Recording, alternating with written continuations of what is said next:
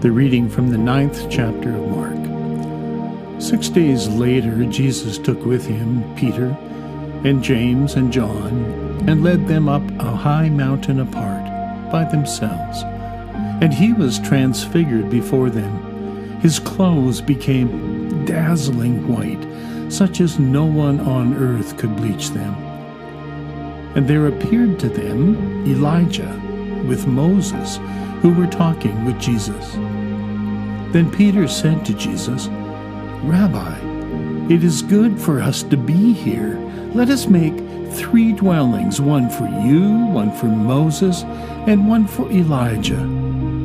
He did not know what to say, for they were terrified.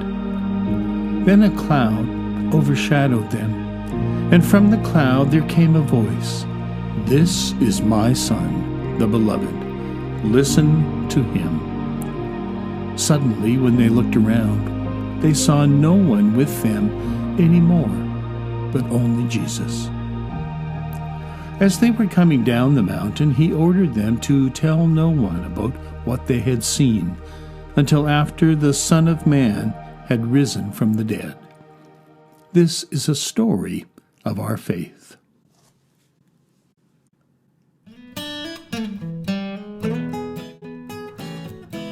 Thank you for the opportunity to be with you to engage the story of the Transfiguration and the gifts of faith and uncertainty. Faith and uncertainty bicker in the back seat of my life. Is uncertainty hogging the space, forcing faith to huddle head down against the window as far from uncertainty as the restraining belts of life allow? Or is faith mocking the questions of uncertainty? Faith and uncertainty, like provocative siblings, need each other. Faith without uncertainty becomes complacency. Uncertainty without faith leaves us adrift, rootless. As we age, the issues prompting jostling between faith and uncertainty changes. During my late 20s and early 30s, questions about life, death, mortality, and love were merely interesting, not yet a matter of life or death. I lived with a blissful and somewhat intentional ignorance that something uninvited might ever crash my party. Now, I have multiple forms of insurance, a vehicle with all types of warning devices, and a pension. Uncertainty has a way of inserting itself into times that should be routine, a common experience for the disciples. Jesus took with him Peter and James and John and led them up a high mountain apart. The walk with Jesus up the mountain would not have provoked suspicion among the disciples that anything disruptive might occur, for Jesus would often steal away for a time out. However, when they reached the high place, he was transfigured before them, and his clothes became dazzling white, such as no one on earth could bleach them. Okay, that's a little different, special, even stunning, except more was to come. The barrier between expected reality and an even larger reality became more translucent. Then there appeared to them Elijah with Moses, who were talking with Jesus. Okay, something new beyond even the healings and the teaching, a new level of uncertainty. Now, some commentators think that the story was initially told to bolster the faith of the disciples. I wonder if the story might also have been introduced to stir their faith, to keep it from settling, to keep open the wondering about who really was Jesus. If this, what else might be possible in the presence of this one? Stories like this are not just about the mind. They are also about the heart and the spirit.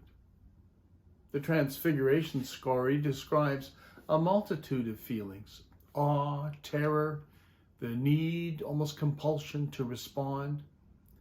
At the very least, the scene became imprinted on the heart. Experience and feeling connect and motivate more powerfully than the mind. Embedded among us are people who have experience of something else. They often do not want to disclose because, especially in the United Church, they do not want to be judged too fanatical, too woo-woo, or irrational. When at our best, we name such experiences as mystical.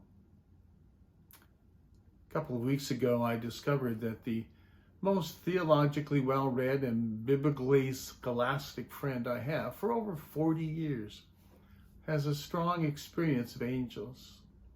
Now, I'm okay with angels and welcome their presence, but the conversation made me realize how narrow the box into which I had unconsciously filed him. His strong trust makes more sense now. I see how he holds such a strong yet critical sense along with deep faith. Faith and uncertainty, he manages to not only have them tolerate, but to push each other. Often when we face uncertainty, the conversation turns quickly to fear and what we can do to manage our fear. Like many of us, when faced with uncertainty, Peter feels compelled to act. If we don't know what to do, let's do something and do it quickly. And preferably, let us do something we know how to do. Peter said to Jesus, "Rabbi, it's good for us to be here. Let us make 3 dwellings, one for you, one for Moses, and one for Elijah." He did not know what to say, for they were terrified. Uncertainty probably always carries some element of fear, but the gift of uncertainty is curiosity. "Jesus, we thought we knew him," said the disciples. "Now with this experience, we have to reevaluate what we thought we knew." Perhaps you are at a similar time, wondering about our experience of God and where, even if we experience the holy. Consider 5 questions to assist the conversation. During which times in your life have you experienced a deep sense of forgiveness, of redemption, of being beloved? Number 2, do you feel closest to God, aka most spiritual, during Sunday morning worship or other expressions of the gathered church? Number 3, or do you feel the most energy and profound satisfaction when you reach out and help in a very practical way? Is that a sacred moment, a God intimate moment, a hands of Christ experience?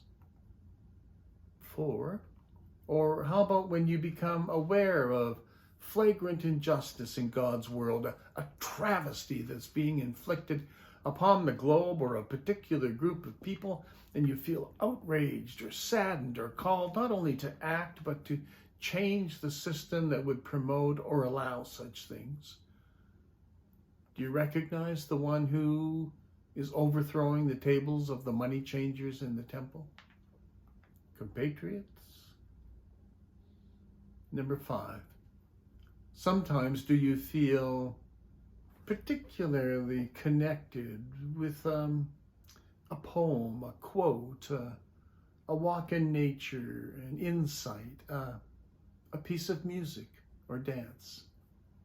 And you are then genuinely a pilgrim on a journey, picking up nourishment and wisdom from wherever it emerges. Is that God close? Or, in a bonus round, do you have mystical moments where you see, sense, energies, or manifestations that carry a deep sense of the other. Perhaps those times are not with Moses or Elijah, but those elements of the Transfiguration story really do not surprise you. Do any of these 5 questions hit harder than others, inviting further exploration?